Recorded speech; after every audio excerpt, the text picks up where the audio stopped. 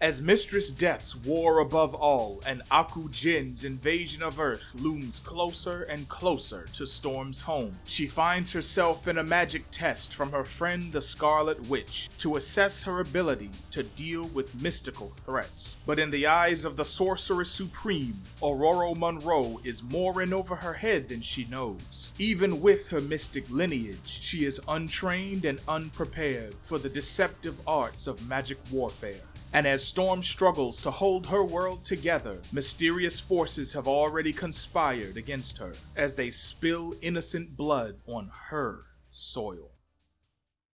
In the not-so-distant past, following the days of the Thunder War, Storm made a visit to the Elysian Fields, one of many afterlife planes in our universe. She was there to visit an old friend, Japheth Maggot, who had unwittingly given his life for her cause. Her very presence disrupts Elysium, as her inner turmoil is reflected in an unusual lightning storm.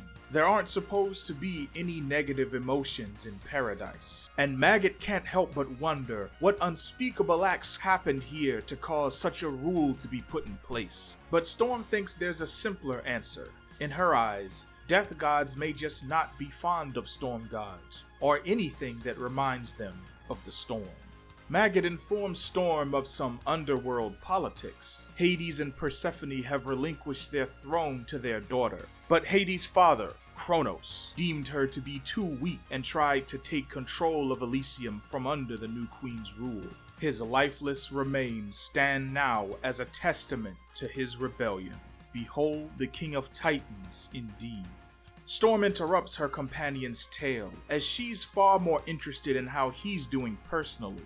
For in the past 2 months, she has visited Valhalla, Helheim, Duat, Xibalba, and many other afterlife realms. Though Maggot says he's in paradise, she's come to find that there is no true paradise in the afterlife.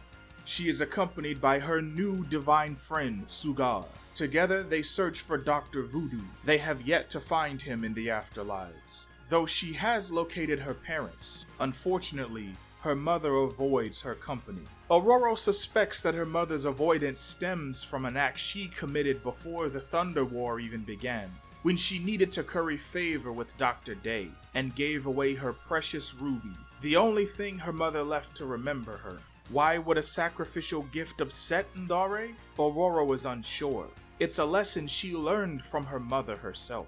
Again, Ororo asks, how is Maggot doing? Her insistence in this line of questioning reveals her true desires, ones that Maggot pinpoints with a pressing question. If she were to take him away and bring him back to life, would the resulting war between Underworld and Earth be worth it? Would he be worth it?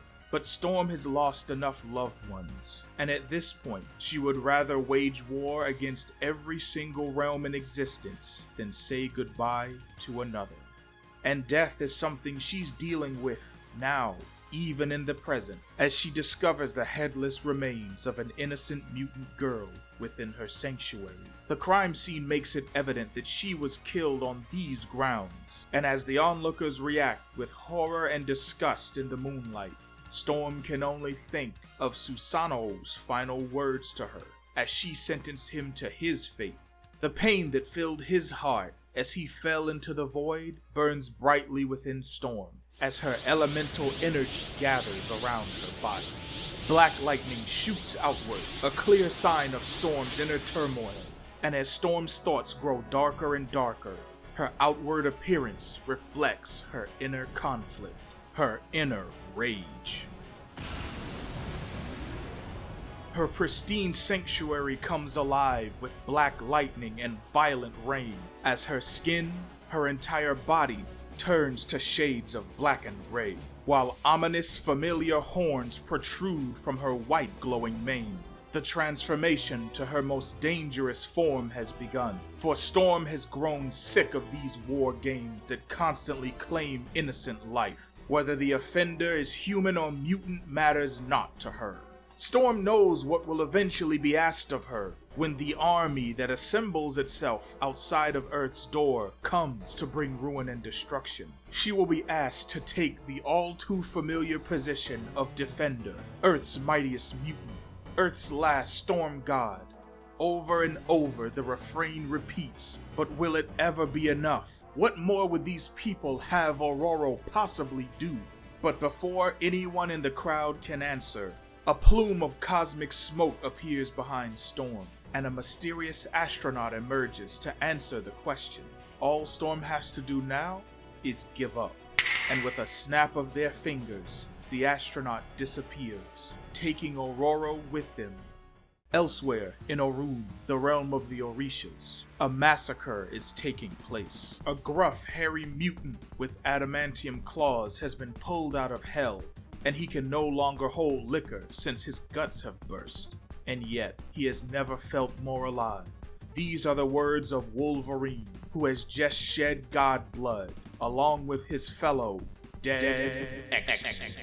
And with them floats Jericho Drum, Dr. Voodoo himself. But in classic Logan fashion, Wolverine can't help but think of Aurora at all times, even now as he helps Dr. Voodoo desecrate this sacred place. He asks the former Sorcerer Supreme, what does he think Storm will do when she finds out what he's done to her friends? Jericho Drum responds, saying he's used to helping people in his clinics and shrines back on Earth, all with one thing in common: how far they're willing to run from death. But he will not run.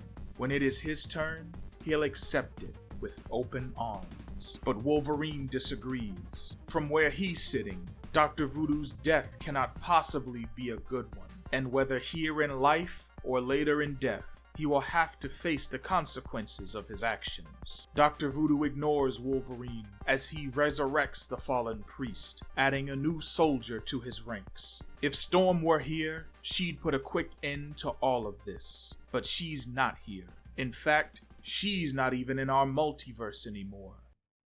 Storm reappears somewhere she's unfamiliar with, just as she is unfamiliar with the astronaut standing at her back. The ashen gray that once covered her body has disappeared, but the horns still remain. Her mane still flickers with bright light. The power that exuded from her pores is still radiating, and it beckons someone forth. The astronaut claims this is for Storm's own good, but before she can ask any more questions, she looks up to see the being that's following her energy beacon. She mistakes it for her sister, Jean, the Phoenix, but that is no Phoenix. That is the Raptor, a very important cosmic bird from another multiverse. Its mission is simple: to take powerful beings and use them as blocks for the wall, the source wall, the barrier for another multiverse. And it's got Storm dead to rights.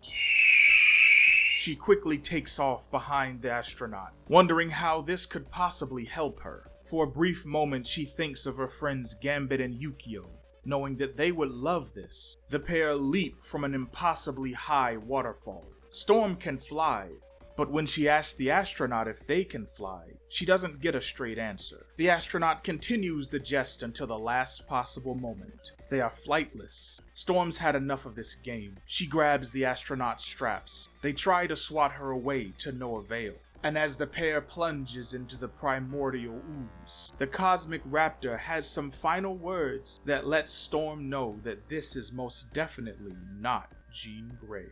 Storm takes the flightless astronaut arm in arm, placing 2 large air bubbles beneath her feet and lifting the 2 of them up together until they finally emerge from the primordial ooze. The Weather Witch drags the astronaut back ashore, surrounded by strange and peculiar creatures, one of which promises not to eat Storm. He just wants to know what she'll taste like. How Storm could ever decline such an offer is a mystery, and yet she manages to do so politely. She goes to undo the astronaut's helmet, hoping they're still alive, and what's revealed underneath shocks and rocks Aurora to her core. She stares down at the unconscious face of her own mother. As Storm solves one mystery by uncovering another, the war above all continues in the realm of Orun, as the dead X-Men face off with Ohun, war god of metal. Welcome to die! the undead Magneto disassembles Ogun's metal steed using his power of magnetism, while the undead Cyclops fires an optic blast from his disembodied head. But Ogun is no stranger to war. He dodges with untrackable swiftness and delivers a flying kick that not only knocks Cyclops' body off his feet, but sends his head flying while it's still firing its optic blast. The move slices undead beast in half. The Orisha uses his powers to further decimate the dead X-Men, who likely have no idea what strategy he'll use next. For unlike the gods of other well-known pantheons, the Orisha's ways are largely a secret. They rarely venture beyond their realm. But while the dead X-Men find Ogun too much to handle, the same cannot be said for Dr. Voodoo, whose powers soon overwhelm the Orisha. Jericho Drum has accomplished what his own patron Papa Legba and his colleague Sorcerer Supreme Makeen could not do. But in his final moments, Ogun summons his father, an elder god. This plays right into Drum's hands, as he has magic summon the immortal Wreckers, Null, the symbiote god, Gore, the god butcher, and Hadad, the first storm god. This was his plan all along, the true boon in this realm. Olorun, the elder god of light and father of the Orisha, stands mountain tall with a mighty blade in hand, ready to do war with these god murderers. Back in the wall, Storm sits huddled as her mother, Ndare, finally awakens. She notices Storm's dinner, the same fish that wondered about how she tastes. This fish could be the physical embodiment of gluttony in this multiverse, and Storm just made him into supper. But something in her voice isn't familiar, and before even another second passes, Storm sees the truth. This is not her mother. She is Ndare Monroe indeed, but she's from a different universe. With teary eyes, Storm demands a straightforward answer. Ndare simply responds, the universe, her universe, is dying. This truth triggers a rant from Aurora. Every time she turns around, some being that defies understanding shows up, telling her that she must fight to save her universe. Over and over again, she finds herself as a disposable piece on a cosmic chessboard that she didn't even know existed. The same universe that constantly demands everything from her is so willing to discard her, use her for her talents, her skills, and power, while she dies one piece at a time. But according to this version of Mrs. Monroe, all of this stems from her hosting of eternity. This single unwilling act tied her fate with the universe itself. This very universe has been on a collision course with death ever since Oblivion and Eternity made a deal eons ago, and death was introduced to our universe. That seed germinated and spread across the entire multiverse. Soon, all that will remain of this realm will be death and the Oblivion Void, as it was in the beginning before creation. But Storm has had enough. The surreal nature of this exchange overwhelms her momentarily. She's hearing her dead mother's voice, seeing her face, while knowing it's not the same mother she knew. How can this be the first conversation they've had in ages? But soon, Storm collects herself, long enough to hear the story of how this Ndare and her David were engineers in their world. They created many brilliant inventions, but never had children, never had their own Aurora. Perhaps this is why, when Storm demands to be returned to her universe, Ndare responds with no. She says there's no stopping this war. This is not another chance for Storm to shine, to emerge the triumphant hero, or to make the heroic sacrifice. This is a war that can have no end, and behind the scenes, devious machinations are in play. The Scarlet Witch sits across from the headless mutant in Storm's sanctuary, with an undiscernible look upon her face, while the FBI's latest project, Galacta, continues to progress in secret.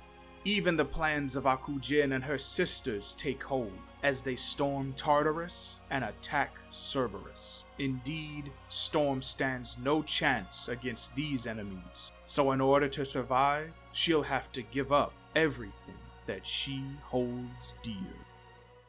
Alright, this time I'm just gonna hit the main point, so let me know all your pros and cons in the comments, along with any Easter eggs that you caught. And you probably already know what I'm gonna praise first. Beautiful. Who? Me? The return of the Black Vortex form, or at least the partial Black Vortex form. She didn't go full Black Vortex this time, hence why she's not in the cosmic getup. According to Morewa on Twitter, she hasn't been able to go full Black Vortex since her rejection of Eternity for reasons that he hasn't specified. But it's probably also related to the Black Lightning, which he's already expounded upon. We also did see this form briefly in Rogue Storm issue 3. He also confirmed a few more things on Twitter. Namely that the Raptor was attracted to Storm specifically because she was in her partial Black Vortex form, which obviously is much more powerful than her base form. He also gave Storm's white hair a special glow while she was in the Source Wall, even after she left the Black Vortex form, as a nod to her mystical heritage, like the magic that's in her hair is interacting with the magic in the Source Wall. And many of y'all probably figured this out on your own already, but he did link her Black Vortex form with her divine lineage as a descendant of Oster. So that is now officially something completely separate from her mutation. Whether or not it was before, it is now. Morewa done told you. Of course, we gotta talk about Storm's intro into the DC universe. I knew we were gonna get some fourth wall breaking shit when I saw this cover. I think we all thought that collectively, but I didn't know how the fourth wall would be broken. I almost expected the astronaut to be Morewa himself, and this would be another example of the writer taking the creation out of the comic universe, or interacting with them in some way, which we've seen a bunch of times before from both Marvel and DC.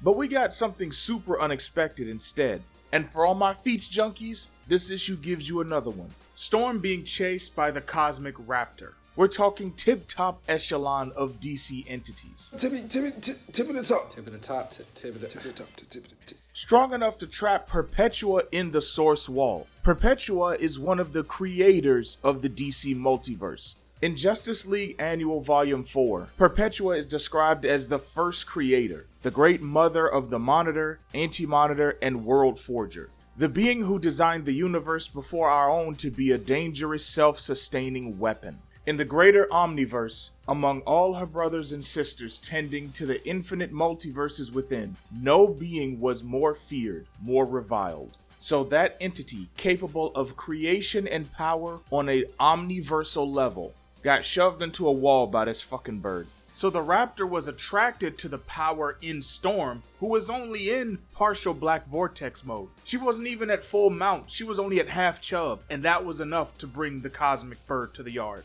He only rocks with certified dimes, power-wise. Which also fits with Storm's dilemma this issue about constantly being used by powerful beings. And since she's unwilling to be used by him, he tells her off. Guess that makes the Cosmic Raptor another fuckboy in Storm's rogues gallery. I love how the weight of everything is weighing on her and the constant push and pull is causing her to become very irrational. The way she started to snap at the sight of that body just really isn't like her. She's usually the type to seek out answers and try to keep everybody else calm. But she is just so dog-ass tired of losing people and constantly being pushed and pulled and having to save this and rise to that occasion that she's just done. She's just done with all of it. The same way she was done when Infinity showed up. And it's proof that amidst everything else we have going on, there is a consistent through line where we see Storm wrestling with the constant weight of this heavy crown she wears. And it really makes you think twice about the whole phrase, Earth's mightiest mutant. It's really not coming off as a flex anymore, it's more of a curse. But unfortunately, that juicy inner conflict, as well as everything going on with Alt-Universe Nadare, is crammed into an overstuffed narrative involving like 6 different plot points, so it's reduced to a few dense word bubbles on 2 or 3 pages, when it really deserves more. Speaking of which... Your merits, my boy. It really doesn't matter how many villains we get chucked at us in this story, the true big bad continues to be the pacing in this series. It's like all of Morewa's ideas are invincible, flying forward, fist thrust out triumphantly, and the pacing is Thrag's hairline that just will not budge. It is constantly getting in the way of all of Morewa's dope ideas. I don't know who to blame at this point, Morewa for doing too damn much, or Marvel for not letting him cook.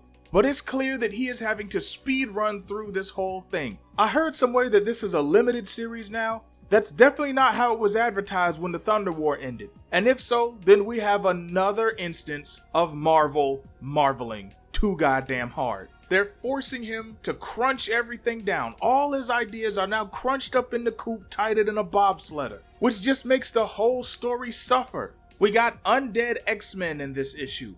When the hell did they die? We have all these narration boxes bigging up the Orishas. Great. Too bad they're probably not gonna fucking matter. How much y'all wanna bet Olorun gets killed off panel between issues 3 and 4? We got Haddad, who comes the fuck back. Haddad back for 2 whole fucking pages. He get 3 panels, nigga. 3 panels. Laugh it up, niggas. And when I said I wanted Scarlet Witch to show up in more issues, I didn't mean for one speechless panel where she's just fucking sitting there. You're just sitting there! But again, maybe it's not just on Marvel. Maybe this is where he should have reined some of that stuff in. I am not faulting him for wanting to do new and different things with Storm. I respect the hell out of him for that. I am so glad Morewa didn't just cut her back down to standard X-Men fanfare. But at this point, if I wasn't a diehard Storm fan, I highly doubt I'd still be reading it. But hey, it's fine. We get to meet her daughter next issue, so that's fine, guys. That's fine. That's fine. Everything is fine.